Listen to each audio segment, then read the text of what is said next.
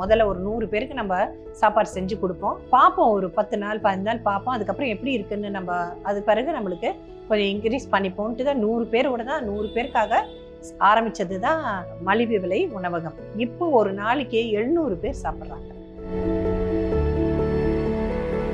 எங்க மேற்பார்வையில தான் அந்த சாப்பாடு பரிமாறுறது நடக்கும். அது முதல்ல நான் டேஸ்ட் பண்ணிடுவேன், எப்படி இருக்குன்னு. தினம் எல்லா சாப்பாடும் நான் டேஸ்ட் பண்ணி பிறகுதான் பரிமாறவே ஆரம்பிப்போம். அதனால அதுல ஒரு ருசி, சுவை அல்லது தரம் எல்லாமே நல்லதா தான் கொடுக்கணும்னு எண்ணம். அது மாதிரிதான் இப்ப பண்ணிக்கிட்டு இருக்கோம். நான் முதல்ல சும்மா தான் கொடுக்கணும்னு தான் நான் ஃபர்ஸ்ட் ஐடியா வச்சிருந்தேன். அப்புறம் எனக்கு ஒருத்தர் சொன்னாரு, இல்லைங்க நீங்க சும்மா கொடுத்தா அவங்களோட தன்மானத்துக்கு அது ஒரு இதா இருக்கும். சும்மா ஒரு பேச்சு கூட வரும், என்ன சும்மா தானே வாங்கிட்டு போறீங்கன்ற மாதிரி ஒரு பேச்சு வரும். அவங்களுக்கு அதில் ஒரு பங்கு இருந்ததுன்னா அவங்க அதை ஒரு பொறுப்புணர்ந்து அவங்க வேஸ்ட் பண்ண மாட்டாங்க. ஸ்கூல் படிக்கிற பிள்ளைகளுக்கு முட்டை எப்பயுமே ஒரு சத்தான ஹை ப்ரோட்டீன், இதனால அதை அவங்களுக்கு இலவசமாக கொடுக்குறோம். அவங்க ரொம்ப சந்தோஷமா வாங்கி சாப்பிடுவோம். இல்லை சார், குவாலிட்டினா 5 ஸ்டார் ஹோட்டலில் கூட இவ்வளோ குவாலிட்டியாக இருக்காது சார். அவ்வளோ தரமாக இருக்குது சார். முட்டை நீங்கள் தனியாக வாங்க போனாலே 6 ரூபா 7 ரூபா வருது. இவங்க 5 ரூபாய்க்கு தான் முட்டை தராங்க. இதுக்கு மேலே என்னென்ன வேணும் நீங்கள் சொல்லுங்கள். எங்களுக்கு இங்கே வருங்க வகுறார சோறு கொடுக்குறாங்க. இன்னைக்கு தமிழ்நாட்டில் எல்லா பேத்துக்குங்க எங்களை மாதிரி மாநகராட்சி ஆளுகளுக்கு எங்களுக்கு ஐயா அவங்க நல்லா இருக்கணும். அம்மா கலெக்டர் அம்மாவும் நல்லா இருக்கணும்.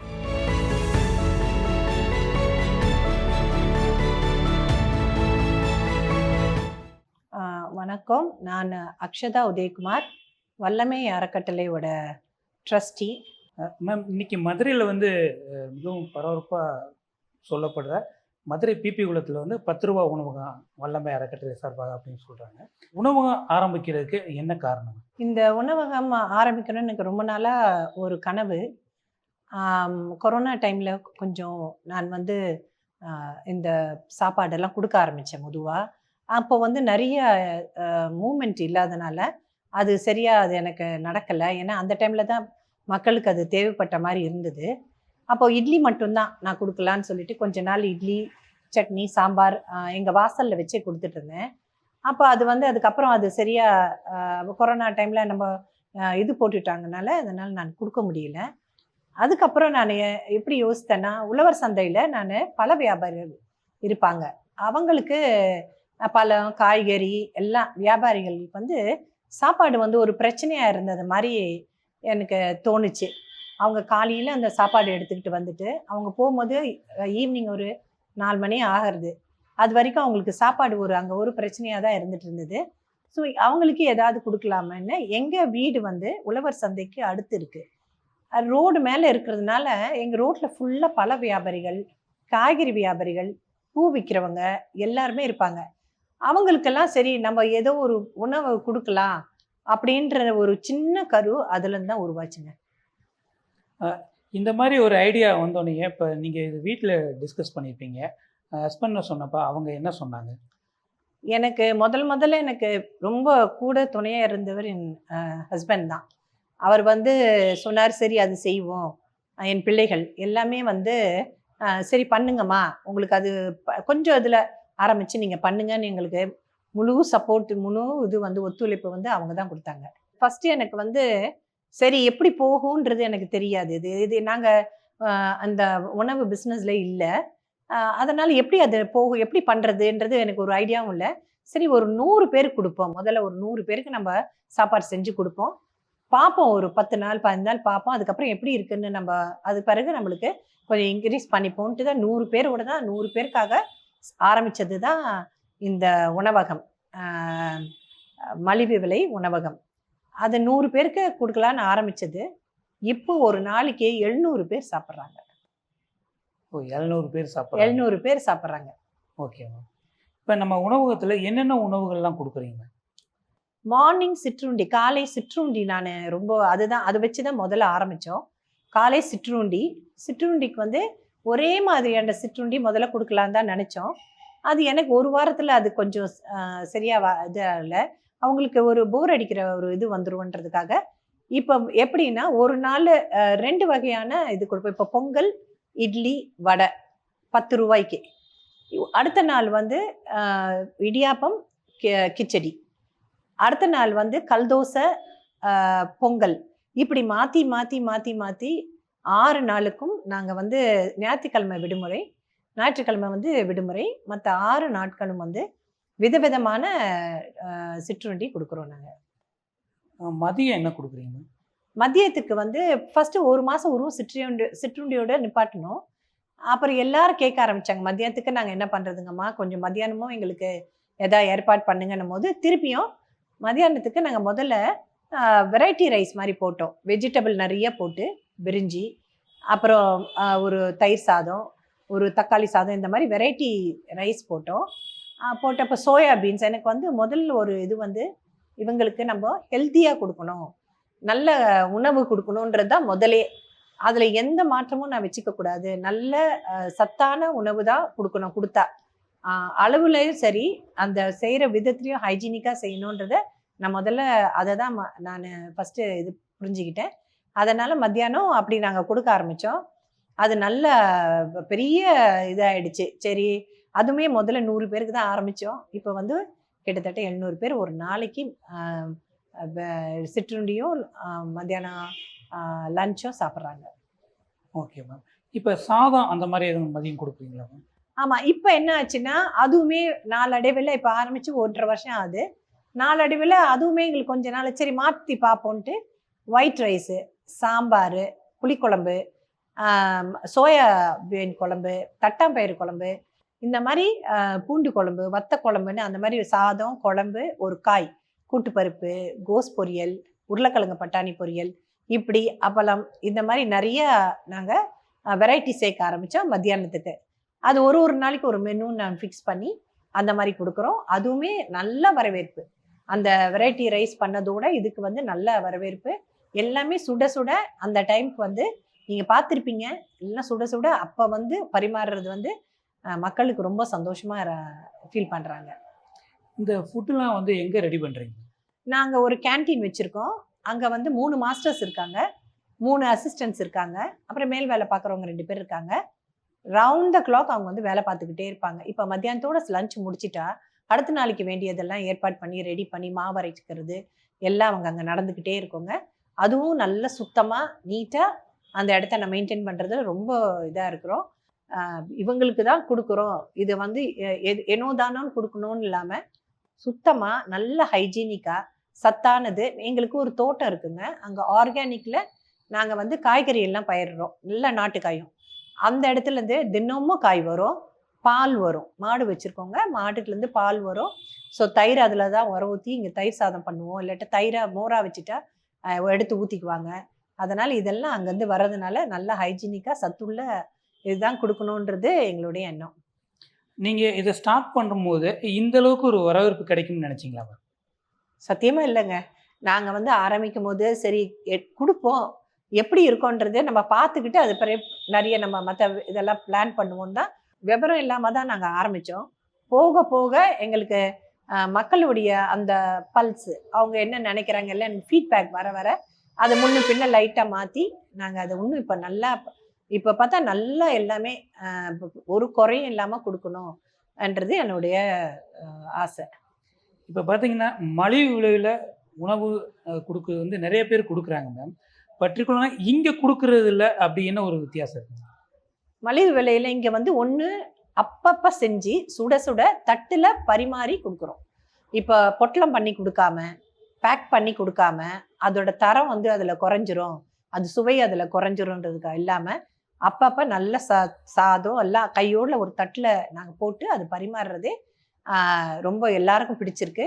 அது நல்ல சுட சுட பரிமாறுறது வந்து மக்களுக்கு நல்லா பிடிச்சிருக்கு. இப்போ நீங்கள் இதை ஸ்டார்ட் பண்ணும்போது உங்களுடைய கணவர்கிட்ட சொல்லியிருக்கீங்க, சப்போர்ட் பண்ணியிருக்காங்க. இந்த அளவுக்கு வரவேற்பு வந்ததுக்கப்புறம் ஹஸ்பண்ட் என்ன சொன்னாங்க?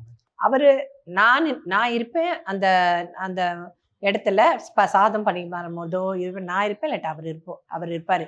எங்கள் மேற்பார்வையில் தான் தினமும் அந்த அந்த இது நடக்கும், அந்த சாப்பாடு பரிமாறுறது நடக்கும். அது முதல்ல நான் டேஸ்ட் பண்ணிடுவேன், எப்படி இருக்குன்னு தினம் எல்லா சாப்பாடும் நான் டேஸ்ட் பண்ணி பிறகு தான் பரிமாறவே ஆரம்பிப்போம். அதனால் அதில் ஒரு ருசி சுவை அல்லது தரம் எல்லாமே நல்லதாக தான் கொடுக்கணும்னு எண்ணம். அது மாதிரி தான் இப்போ பண்ணிக்கிட்டு இருக்கோம்.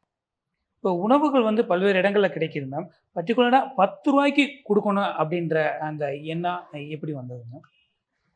அது வந்து நான் முதல்ல சும்மா தான் கொடுக்கணும்னு தான் நான் ஃபஸ்ட்டு ஐடியா வச்சுருந்தேன்.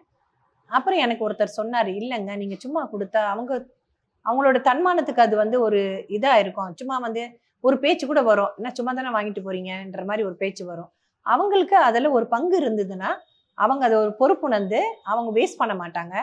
2வது வந்து அவங்களுக்கும் அது ஒரு தன்மான குறைவாக இருக்காதுன்ற ஒரே ஒரு எண்ணத்தில் தான் அந்த 10 ரூபா அதுக்கு நாங்கள் நிர்ணயித்தோம். 10 ரூபா சாப்பாடுன்னு. இப்போ எல்லா இடத்துலையும் அது 10 ரூபா சாப்பாடுன்னு தான் அது பேர் எடுத்திருக்குங்க. இப்போ இந்த மாதிரி நீங்கள் ஒரு மலிவு விலையில் உணவு கொடுக்குறத உங்களுடைய உறவுக்காரர்கள் நண்பர்கள்லாம் என்ன சொல்கிறாங்க?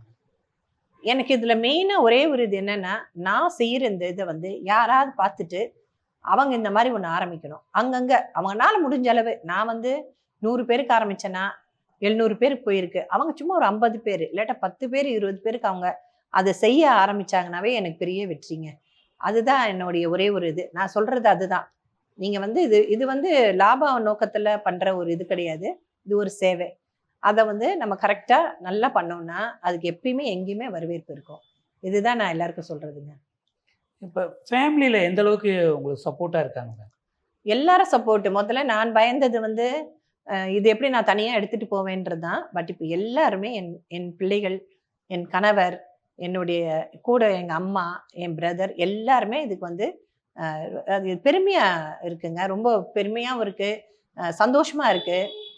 அந்த இடம் வந்து எனக்கு ஒரு கோவில் மாதிரிங்க. நான் போய் நிற்கும் போது அது ஒரு கோயிலாக தான் நான் நினைப்பேன்.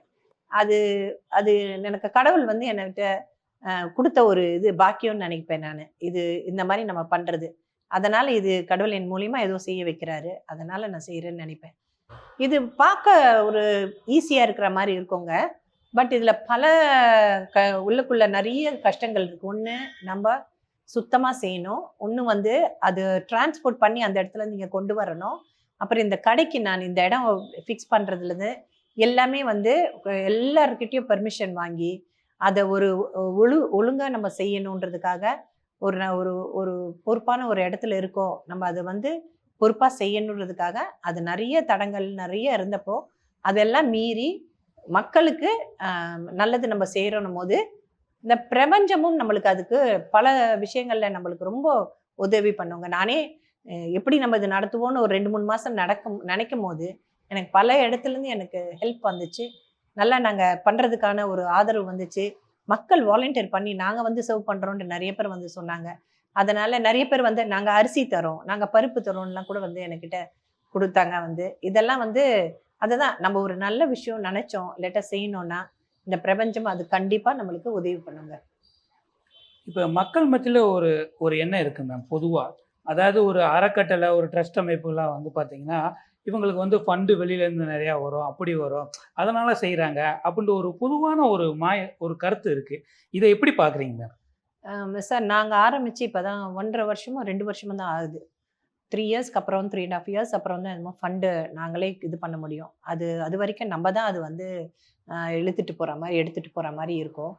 அதில் நாங்கள் வந்து முதல்ல ஆரம்பித்த கொஞ்சமாக பண்ணுவோம், அது எப்படி நம்மளால் அது முடியுன்றது. இப்போ கூட நான் வந்து சொல்கிறேன், 700 பேர் சாப்பிட்றாங்கன்றது வந்து இங்கே ரொம்ப குறைவு. ஏன்னா பாதி பேர் சாப்பாடு எல்லாமே தான் நிறைய பேர் போயிருக்காங்க. அதனால் என்னால் முடிஞ்சது. பிறகு எல்லாம் பிறந்த நாளுக்கோ ஒரு கல்யாண விசேஷங்களுக்கு ஒரு கல்யாண நாளுக்கோ நிறைய பேர் வந்து எனக்கு ஒரு டொனேஷன் மாதிரி ஏதாவது கொடுப்பாங்க. அதை வச்சும் நாங்கள் வந்து இதை பண்ணுறோம். அதுவும் நாங்கள் வரவேற்கிறோம். அவங்க வந்து ஏதாவது அவங்களால முடிஞ்ச என்னால் இவ்வளோ இருக்குது கொடுக்க முடியும்னு கொடுப்பாங்க. அதுக்கேற்ற மாதிரி நம்ம அன்றைக்கி அவங்க பேர் போட்டு அந்த லஞ்சோ இல்லாட்டா பிரேக்ஃபாஸ்ட்டோ சிற்றுண்டியோ கொடுக்குறோம். அந்த மாதிரி நல்ல இதுதான் நம்ம கொடுக்கணுன்றதுக்காக தான் இந்த இதை ஆரம்பிக்கப்பட்ட நோக்கமே. இந்த சாப்பாடு அந்த உணவு கொடுக்கும் திட்டமே வந்து இதுக்காக தான் ஆரம்பித்தோம். அதனால் ஸ்கூல் படிக்கிற பிள்ளைகளுக்கு வந்து முட்டை எப்பயுமே ஒரு சத்தான ஹை ப்ரோட்டீன் இதனால அதை அவங்களுக்கு இலவசமாக கொடுக்குறோம். அவங்க ரொம்ப சந்தோஷமாக வந்து வாங்கி சாப்பிட்டு போவாங்க. இங்கே நிறைய ஸ்கூல் பிள்ளைகள் வந்து சாப்பிடுவாங்க. அவங்களுக்கு வந்து நான் ஒரு நாள் அந்த கடையில் நிற்கும் போது நான் கொஞ்ச நாள் கவனிச்சிட்டே இருந்தேன்.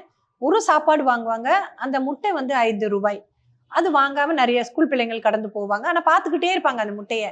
அப்போ நான் ஒரு நாள் ஒரு பையனை கேட்டப்போ, என்ன தம்பி முட்டை பிடிக்காதான்னு கேட்டதுக்கு, இல்லை மேம் எங்களுக்கு கையில் காசு இல்லை என்னங்க. அது எனக்கு ஒரு ரொம்ப பாதிச்சிருச்சு. நான் அடுத்த நாளே ஸ்கூல் பிள்ளைகளுக்கெல்லாம் முட்டை ஃப்ரீயாக கொடுத்துருங்கப்பா அப்படின்னு சொல்லிட்டு, முட்டை அன்னிலேருந்து ஸ்கூல் படிக்கிற அனைத்து குழந்தைகளுக்கு வந்து சாப்பிட்ற குழந்தைகளுக்கு எல்லாருக்கும் முட்டை வந்து இலவசமாக கொடுக்க ஆரம்பித்தோம்.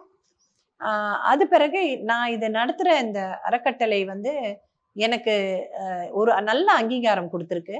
பல இடத்துலேருந்து எனக்கு ஹியூமனிடேரியன் அவார்டுன்னு ஒரு அவார்டு கொடுத்தாங்க. அது எனக்கு அந்த அவார்டு வந்து ஒரு ப்ரெஸ்டீஜியஸ் அவார்டு. அது வாங்குறதுல எனக்கு ரொம்ப பெருமை கொடுத்தாங்க. அப்புறமா இந்த அறக்கட்டளைக்காக கவர்னர் ஒரு இது கொடுத்தாரு, எனக்கு ஒரு அங்கே இது கொடுத்தாங்க, ஒரு மெடல் கொடுத்தாங்க. அதுவும் பெரிய ஒரு கௌரவமாக நான் நினைக்கிறேன். தமிழ்நாடு கவர்னர் வந்து கொடுத்தாரு சென்னையில். இதெல்லாம் வந்து இந்த ட்ரஸ்ட்டுக்கு வந்து கிடைக்கிற பெரிய ஒரு இது. இதெல்லாம் தான் எங்களுக்கு வந்து மென்மேலும் இன்னும் நல்லா பண்ணணுன்ற ஒரு எண்ணம் எங்களுக்குள்ள ஒரு உருவாகுதுங்க. ரொம்ப சந்தோஷமா இருக்கு சார். ரொம்ப சீப் அண்ட் பெஸ்ட், தரமா இருக்கு சார். ஆமாம், எங்கேயும் இப்படி சுட சுட யாரும் 10 ரூபாய் யாரும் கொடுக்க மாட்டாங்க சார். காலை டிஃபனும் நல்லா இருக்கும், மதியமும் நல்லா இருக்கும் சார். ரொம்ப சந்தோஷமா இருக்கு சார். இங்கே ஏழைப்பாடு உள்ளவங்களாம் வந்து சாப்பிட்றாங்க சார். சில சமயம் உடம்புக்கு முடியலன்னா இங்கே வந்து சாப்பிட்றேன் சார், சமைக்க முடியலன்னா. ஆமாம். ஆமா, இப்ப பல இடங்கள்ல வந்து மலிவு விலையில் உணவு கொடுக்குறாங்க. ஆனா இங்க கொடுக்கறதுக்கு என்ன வித்தியாசம்? அங்க தரம் எப்படி இருக்குன்னு தெரியல, இங்க சுத்தமா இருக்கு சார். அவ்வளவு சுத்தம், நீட்டா, ஒரு சண்டை சச்சரவு இல்லாம நீட்டா அமைதியா கொடுத்துருவாங்க சார். ஆமா. நீங்க என்ன வாங்கிருக்கீங்க? வெஜிடேரியன். ஆமா, இன்னைக்கு வெண்டைக்காய் சாம்பார், முட்டைக்கோஸ் பொரியல் போல இருக்கு. சரி, முட்டைக்கோஸ் பொரியலோட வெண்டைக்காய். ஆமா ஆமா சார். ஆமா, இப்ப வந்து நிறைய பேர் நினைப்பாங்க 10 ரூபாய்க்கு உணவு கொடுக்குறாங்களோ அந்த அளவுக்கு குவாலிட்டியா இருக்குமா? இல்லை சார், குவாலிட்டினா 5 ஸ்டார் ஹோட்டலில் கூட இவ்வளோ குவாலிட்டியாக இருக்காது சார். அவ்வளோ தரமாக இருக்குது சார். ஆமாம், ரொம்ப ஒரு தப்பும் சொல்ல முடியாது சார். சின்ன பசங்க, ஸ்கூல் பசங்க, வயசானவங்க எல்லாரும் வந்து சாப்பிட்றாங்க சார். இல்லை, காரில் கூட வந்து இறங்கி வாங்கி சாப்பிட்டு போகிறாங்க சார். ஆமாம் சார். குவாலிட்டிலாம் சுத்தம்லாம் இல்லை, நல்ல பயங்கர சுத்தம். குழந்தைங்களுக்கு பக்கத்தில் ஸ்கூலில் படிக்கிறாங்க, கார்பரேஷன் ஸ்கூலில். அவங்களுக்கு லஞ்சு பிரேக்கில் இந்த லஞ்சு கொடுத்தோம்னா அவங்களுக்கு நல்லா யூஸ் ஆகுது. 10 ரூபான்னு சொல்கிறது ஒரு சின்ன அமௌண்ட்டு. இது நல்ல ஃபுட்டு கொடுக்குறாங்க, எந்த விதமான இதுவும் கிடையாது. வந்து 15 ரூபா 20 ரூபான்னு போயிருக்கீங்க. ஆமாம், 10 ரூபாய்க்கு ஒரு மதிய உணவு கொடுக்குறாங்க. எப்படி பார்க்குறீங்க? இது நல்ல ப்ரோக்ராம் தான். இது வந்து வெளியே போய் ஹோட்டலில் சாப்பிட்டோம்னா அந்த குவாலிட்டிக்கு கிடைக்குமான்னு சொல்கிறது தெரியாது. ஹோட்டல் டு ஹோட்டல் டிஃப்ரென்ஸ் ஆகும். அதை கம்பேர் பண்ணும்போது இது வந்து பெஸ்ட். ரொம்ப நல்லா இருக்குண்ணா. சாப்பாடும் ருசியாக இருக்குது. 10 ரூபாய்க்கு இப்போ எங்கேயாச்சும் சாப்பிட முடியுமா? நம்ம அந்த டயத்துக்கு கொடுக்குறாங்க. நல்லா இருக்குது, ரொம்ப வசதியாக இருக்குண்ணா. எல்லோரும் சாப்பிட்றதுக்கு ரொம்ப எளிமையாக இருக்குது. டேஸ்ட் நல்லா இருக்குண்ணா, நல்லா ருசியாக. முட்டையோட இப்போ முட்டை நீங்கள் தனியாக வாங்க போனாலே 6 ரூபா 7 ரூபா வருது. இவங்க 5 ரூபாய்க்கு தான் முட்டை தராங்க. இதுக்கு மேலே என்னென்ன வேணும் நீங்கள் சொல்லுங்கள். பார்த்தீங்கன்னா இப்போ 10 ரூபாய்க்கு கொடுக்கறதுனால வந்து குவாலிட்டி எந்த அளவுக்கு இருக்குது அப்படின்னு சந்தேகம் இருக்கும். கண்டிப்பாக இருக்கும். நான் முதல் நாள் சாப்பிட வரும்போது நானும் அந்த எண்ணத்தில் தான் வந்தேன். சாப்பிட்ட பிறகு தான் தெரியுது நல்லா இருக்குது. சாப்பாடு நல்லா இருக்குது, அரிசி சூப்பராக இருக்குது, குழம்பும் டேஸ்ட்டாக இருக்குது, எல்லாமே நல்லா இருக்குது. ஒன்றும் குறை சொல்கிற அளவுக்கு இல்லை. இது ஏழை மக்களுக்கு எந்த அளவுக்கு யூஸ்ஃபுல்லாக இருக்குது? கண்டிப்பாண்ணா. இப்போ ஒரு இடத்துல போய் சாப்பிட போனோம்னா 40-50 ரூபா வருது. இங்கே 10 ரூபா 15 ரூபாவில் வந்து முட்டையோடு கிடைக்கின்றப்ப கண்டிப்பாக அவங்களுக்குலாம் நல்ல யூஸாக இருக்கும்ண்ணா. நல்ல முயற்சி சார். அந்த மாதிரி யாரும் செய்ய முடியாது, இந்த அளவுக்கு செய்கிறாங்க. ரொம்ப பாராட்டுறோம். வெளியில் ப்ரைவேட்டாக வேலை பார்க்குறவங்க, ஸ்டூடெண்ட்ஸு படிக்கிறது ரொம்ப யூஸ்ஃபுல்லாக இருக்குது. ரொம்ப பாராட்டக்கூடிய விஷயம். இந்த மாதிரி எல்லா இடங்களும் நடந்தால் ரொம்ப சந்தோஷம். இந்த மாதிரி ஒரு நார்த் இந்தியன்ஸ் ரொம்ப சந்தோஷமாக இருக்குது. ரொம்ப வாழ்த்துறவங்கள மனதார வாழ்த்துறோம். இப்போ நீங்கள் வாங்கி சாப்பிட்றீங்க, டேஸ்ட் அருமையாக இருக்குது, நல்ல டேஸ்ட்டாக இருக்குது. வீட்டில் செய்கிற மாதிரியே அந்த உணவு இருக்குது. வீட்டில் செய்கிற மாதிரி வீட்டு டேஸ்ட் இருக்குது. எங்களுக்கெல்லாம் வந்து நாங்கள் ப்ரைவேட் வேலை பார்க்குறோம். ஒரு 2 வேளை சாப்பாடு கிடைக்கிறது ரொம்ப சந்தோஷம். எங்களுடைய சர்வேவில் அது கொஞ்சம் நல்ல ஒரு பெனிஃபிட்டாக இருக்குது. ரொம்ப எங்களுக்கு ரொம்ப சந்தோஷமாக இருக்குது. ரொம்ப ஒரு மகிழ்ச்சியாக இருக்குது, உதவியாக இருக்குது. எங்களுக்கு ஒரு பொருளாதாரத்தையும் ஒரு உதவி தான் இருக்குது. வெளியில் போய் சாப்பிட்டா இன்றைக்கி 100 ரூபா 200 ரூபா வரும். ஒரு வேளை சாப்பிட்டு ஒரு வேளை 2 வேளை சாப்பிட்னாலும் ஒரு வேளை அட்ஜஸ்ட் பண்ணி சாப்பிட்டுக்கிட்டு ஒரு வாழ்வாரத்துக்கு ஒரு நல்ல ஒரு உதவியாக நல்லா பண்ணுறாங்க. ரொம்ப பாராட்ட வேண்டிய விஷயம். எங்களுக்கு வந்து இங்கே வருங்க வகுறார சோறு கொடுக்குறாங்க. இருந்தாலும் நாங்கள் சொல்கிறது வந்து என்ன தெரியுங்களா, உண்மைக்கு இந்த மாதிரி வந்து எங்களுக்கு கிடைக்காது. எங்களுக்கு புரியுங்களா? இன்றைக்கி வந்து தமிழ்நாட்டில் வந்து எல்லா பேர்த்துக்குமே எங்களை மாதிரி மாநகராட்சி ஆளுகளுக்கு எங்களுக்கு வந்து ஐயா அவங்க வந்து நல்லா இருக்கணும். அம்மாவும் அம்மா கலெக்டர் அம்மாவும் நல்லா இருக்கணும். இது வந்து 10 ரூபாய்க்கு உணவு கொடுக்குறாங்க, இதை எப்படி பார்த்துக்கலாம்? நல்ல இனிஷியேட்டிவ் தான். நாங்கள் ஒரு 6 months மேலே சாப்பிட்டுருக்கோம். லைப்ரரியில் வந்து படிப்போம், அங்கே காலையும் ஆஃப்டர்நூனும் இங்கே தான் சாப்பிட்றோம். நல்ல இனிஷியேட்டிவ், நல்ல காஸ்ட் எஃபெக்டிவாக இருக்குது, ஃபுட் டேஸ்ட்டும் நல்லா இருக்கும். இப்போ பல இடங்களில் வந்து மலிவு விலை உணவு கொடுக்குறாங்க, இங்கே கொடுக்குறப்ப இது எந்த அளவுக்கு குவாலிட்டியாக இருக்குது? இது ரொம்பவே குவாலிட்டியாக இருக்கும். நீங்கள் வெளியில் ஒரு வெஜ் ரெஸ்டாரண்ட்டில் எப்படி சாப்பிட்றீங்களோ அதே மாதிரி தான் இங்கேயும் இருக்கும். 10 rupeesன்றதுக்காக குவாலிட்டியோ எதுலேயுமே எந்த காம்ப்ரமைஸஸும் இல்லை. நல்ல டேஸ்ட்டாக இருக்கும். 10 rupeesனே சொல்ல முடியாது, பட் அவங்க நல்லா பண்ணுறாங்க. பண சேமிப்பு, ரெண்டாவது பசி ஆத்துறது. பசி ஆத்துறங்கிறது ஒரு வந்து கடவுளுக்கு உதவி செய்கிற மாதிரி. இதை வந்து நிச்சயமாக பாராட்டுறதுக்கு வார்த்தைகளே கிடையாது. தரமான சாப்பாடு நல்ல குணமுள்ளவங்களால தான் செய்ய முடியாது. தன் உணர்வு சொந்த நல்ல குணத்தை இந்த மாதிரி ஒரு சேவை மனப்பான்மையோடு செய்ய முடியும். எங்கே போய் சாப்பிட்டாலும் இந்த 10 ரூபாய்க்கு இந்த உணவு கிடைக்காது. அது நல்ல நானும் வந்து இந்த ரெகுலராக வந்து சாப்பிட்டுக்கிட்டு இருக்கேன். அந்த சேவை மனப்பான்மையோட செய்கிறதுக்கு நல்ல பாராட்டுகள். இது வந்து அவங்க மனசு அந்த எண்ணிக்கை அவங்க நல்லா அவங்க வாழ்க வளமுடன், ஒரே வார்த்தை. இந்த நல்ல மனசு உள்ளவங்களால தான் இந்த மாதிரி சேவை மனப்பான்மையோட செய்ய முடியும். நல்ல மனசு உள்ளவங்க நல்லா இருப்பாங்க. இந்த மனம் என்றைக்கு நல்ல மனம் இருக்கட்டும், அவங்களும் ஜீவித்து நல்லா இருப்பாங்க. பெரிய விஷயம், எல்லாத்துக்கும் இந்த மனசு வராது. சரி, அந்த காலத்தை இந்த கழிவுத்துன்னு செய்கிறாங்கன்னா அது ரொம்ப பெரிய விஷயம். 10 ரூபாய்க்கு ஒரு டீ கூட குடிக்க முடியாது. அந்த இடத்துல 10 ரூபாய் சாப்பிட போகிறது மன நிறைவாக இருக்குது, பெருமையாகவும் இருக்குது. தொடர்ந்து செய்யணுங்க, அவ்வளோதான். இந்த பகுதியில் ஏழை மக்களுக்கு எந்த அளவுக்கு நல்லா பயன்படுதுனே. இல்லாதவங்க கஷ்டப்படுறவங்களுக்குலாம் அன்றாட ஒரு 10 ரூபாய்க்கு சாப்பிடுறது பெரிய விஷயம். உண்மைக்கு ரொம்ப பெருமையாக இருக்குது. தொடர்ந்து பண்ணாங்கன்னா இன்னும் நிறைய பேர் இதுவாக காலையிலையும் சாப்பாடு போடுறாங்க. அதையுமே இந்த சாப்பிட்ருக்கேன்.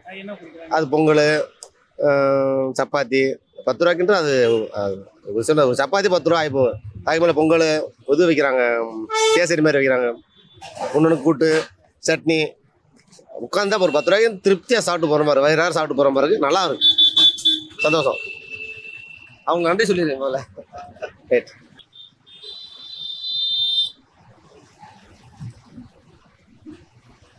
நாங்கள் வேலை பார்த்துட்டு வரோம், ஏதோ வயிறு பசியோடு வரோம். படம்லாம் இல்லாத வேலை பார்க்குறேன்.